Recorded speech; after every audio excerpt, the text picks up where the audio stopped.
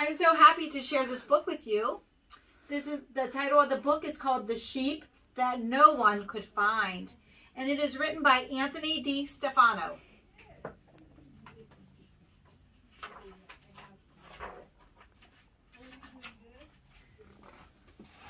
There was once a good shepherd who tended his sheep in a field by a mountain, high, green, and steep.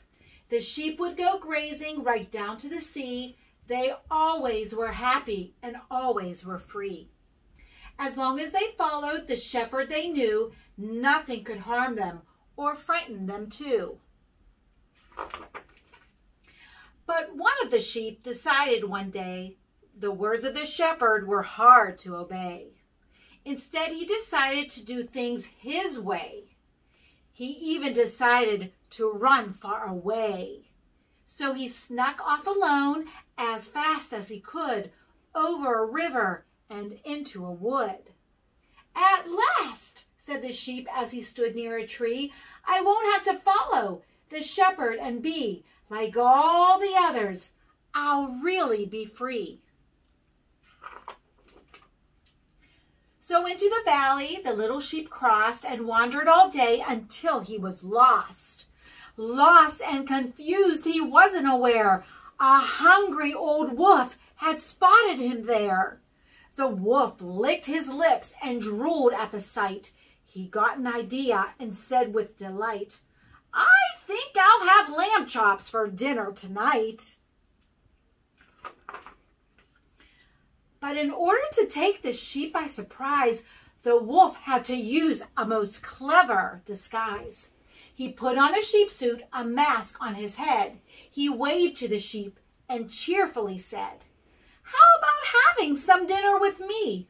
I'll live over there. Would you like to come see?" The sheep, who felt lonely, said in reply, "I'd love to have dinner, just you and I." But when they arrived at the hungry wolf's lair, there wasn't a trace of food anywhere. The wolf grinned and said, "There is no mistake. You see, silly sheep, I'm just a big fake. Now come over here. Don't try to go back. You are my dinner, my tasty sheep snack." The little sheep screamed and dived underneath the wolf's snapping jaws and razor-sharp teeth. He raced through the forest, past buzzards and bees. The wolf chased behind, but got lost in the trees. Up into the mountain, the frightened sheep flew. He had no idea just what he would do. But all of a sudden, he came to a stop the moment he got to the high mountain top. For blocking his path, the little sheep saw a huge, hungry lion who started to roar. The lion was mean and prideful and bad. He prowled through the country and always was mad. In order to show off his strength and his might, he tried to devour all the sheep in his sight. With fury, he growled, "How dare you come here? This is my mountain. Isn't that clear?" Then making a lunge with his powerful paws, he sliced at the air with his long, deadly claws. The sheep backed away on the mountain's flat top, but couldn't go further or down he would drop.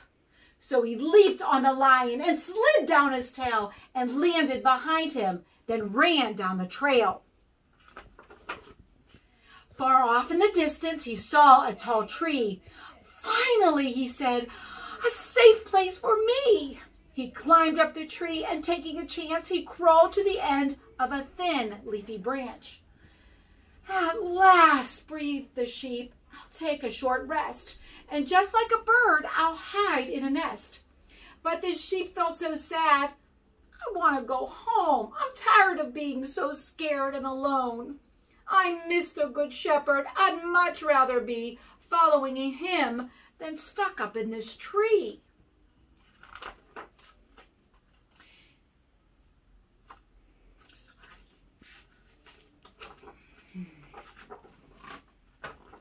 That's right. But just at that moment, from out of nowhere, a slithering snake hung down in the air. The snake was a liar, an evil one too. The words that he spoke were always untrue. He said to the sheep, "Your shepherd is cruel. He'll never forgive you. Stop being a fool." His tongue darted out. He started to hiss. "Come here, little lamb. Let me give you a kiss." "Come here," he repeated. "Come here, pretty please. I'll wrap all around you and give you a squeeze." The sheep wiggled out. He barely got free. He jumped to the ground and started to flee.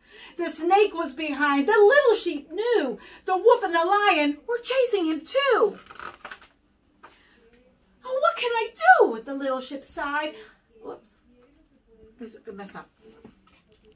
But when he got tired and wanted to quit, he suddenly fell in a dark open pit. The sheep couldn't see. The pit was so black. Above him, the beasts were set to attack. "Oh, what can I do?" the little sheep sighed. "I'm trapped and alone and just want to cry. I've been so confused, so wrong and so blind. My shepherd was caring and loving and kind. I should never have left. It was all a mistake. I'm tired of wolves and of lions and snakes." And then the sheep heard a most wonderful sound. It came from above, from up on the ground. The shepherd was back. The shepherd was here. The shepherd was calling his name loud and clear. He had left all his flock for one sheep who was lost to rescue and save him, no matter the cost.